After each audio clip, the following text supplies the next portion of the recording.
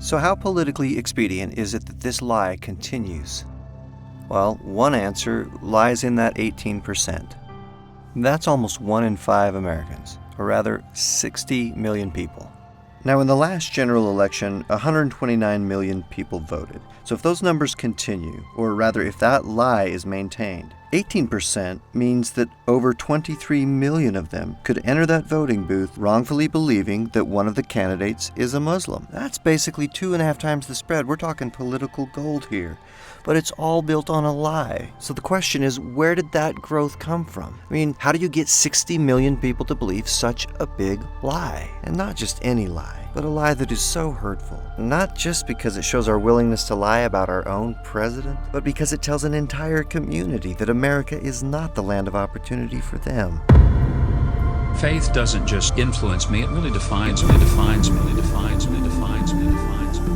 Because I'm a Bible-believing Christian.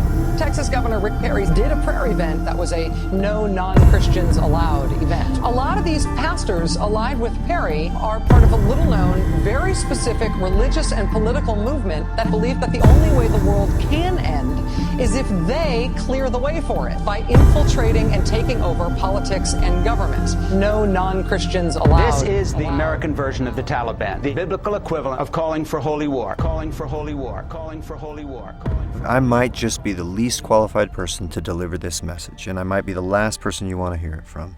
But let's just address this elephant in the room. Where are all the true leaders that identify themselves with the religious right? Why does there seem to be such a reluctance to reject this type of behavior from within that community? I mean, is this really where the conversation is going to end every 4 years? Is this as good as the gospel gets? Is this as good as America gets?